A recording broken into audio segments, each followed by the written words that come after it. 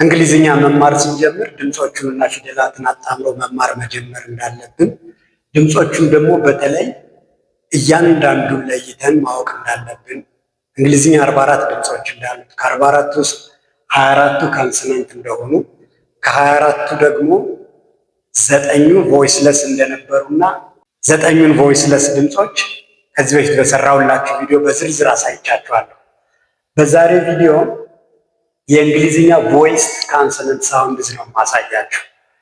ባለፈው የሰራሁት ቪዲዮ ላይ እንዳሳየኋችሁ ለምሳሌ ይቺ ኢዲ በዚህ ድምፅ ምክንያት እንደ ት እንደምትነበብ ቮይስ ተብላ እንደምትነበብ፣ ይሄ የሆነው ደግሞ የመጨረሻዋ ድምፅ ቮይስለስ ካንሰናንት ስትሆን ኢዲ እንደ ት እንደሚነበብ ምሳሌ ሰርቻ አሳይቻችሁ ነበር። ዛሬ ደግሞ እዚህ ጋር ሳውንድዝ የሚለው ቃል ኤስ እንደዚህ እንደምትነበብ አሳያችኋል። ስለዚህ ሳውንድስ አይባልም ሳይሆን ዝ ድምፅ ነው ያለው። ለምን?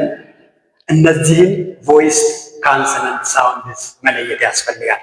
እነዚህን ቮይስ ካንሰናንት ሳውንድስ መለየት ያስፈልገው ናውን ወርድስ ላይ የምንጨምራቸው ቅጥያ ኤሶች እንደዚህ የሚነበቡበት ጊዜ አለ።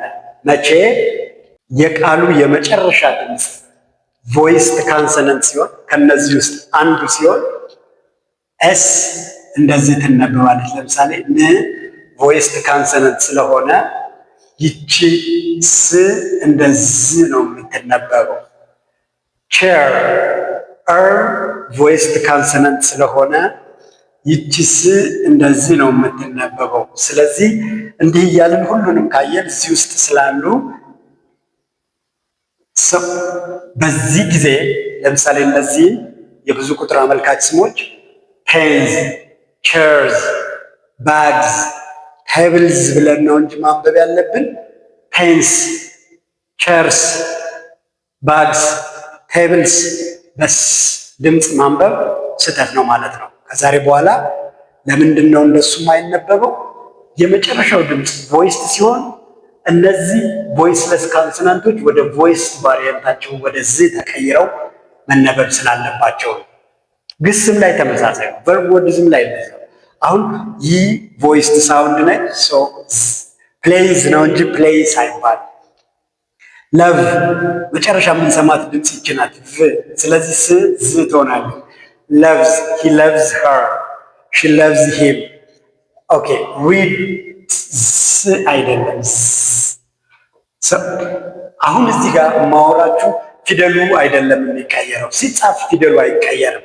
ሲነበብ ወይም ሲነገር ድምፁ ግን ወደ ዝ ድምፅ ይቀየራል። ምክንያት የዋናው ቃል የመጨረሻ ድምፅ ቮይስ ካንሰናንት ሳውንድ ሲሆን ከነዚህ አንዱ ሲሆን እነዚህ ቅጥያዎች ሁሉ ጊዜ በዚህ ድምፅ ይነበባሉ። ይሄ በጣም መሰረታዊ ህግ ነው። ይሄንን ከዚህ በፊት አታውቁ ከነበረ ከዛሬ በኋላ እንደዚህ እንደማይነበብ ልብ በሉና ይሄን እንደ ዋና ትምህርት ውሰዱት። ስለዚህ የቶቹ ናቸው እነዚህ ቮይስ ካንሰናንት ድምፆች ካላችሁኝ፣ ብ ለምሳሌ ቢግ ስንል የምናገኛት የመጀመሪያዋ ድምፅ፣ ድ ዶግ ስንል የምናገኛት የመጀመሪያዋ ድምፅ፣ ግ ግሪን ስንል የምናገኛት የመጀመሪያዋ ድምፅ፣ ቭ ቫን ስንል የምናገኛት የመጀመሪያዋ ድምፅ፣ ቭ ዛት ስንል የምናገኛት የመጀመሪያዋ ድምፅ፣ ዝ ዙ ስንል የምናገኛት የመጀመሪያዋ ድምፅ፣ ዥ ቪዥን ስንል የምናገኛት መሀል ላይ ያለች ድምፅ፣ ጂ ጀምፕ ስንል የምናገኛት የመጀመሪያዋ ድምፅ፣ ም ማን ስንል የምናገኛት የመጀመሪያዋ ድምፅ፣ ን ናው ስንል የምናገኛት የመጀመሪያዋ ድምፅ፣ ሲንግ ስንል የምናገኛት የመጨረሻዋ ድምፅ፣ ሌት ስንል የምናገኛት የመጀመሪያዋ ድምፅ፣ ረን ስንል የምናገኛት የመጀመሪያዋ ድምፅ፣ ዌት ስንል የምናገኛት የመጀመሪያዋ ድምፅ፣ የስ ስንል የምናገኛት የመጀመሪያዋ ድምፅ። ስለዚህ እነዚህ ድምፆች ቮይስ ካንሰናንት ይባላሉ። እነዚህ ድምፆች የስም ቃል መጨረሻ ወይም የግስ ቃል መጨረሻ መጥተው የስም ቃሉን ወደ ብዙ ቁጥር ስንቀይር ወይም የግስ ቃሉን ከነጠላ ቁጥር ባለቤት ጋር እንዲስማማ አድርገን ስንጽፍ የምንቀጥላቸው ኤስ ፊደላት እንደዚህ እንዲነበቡ ያደርጋሉ። ይሄው ነው ትምህርት።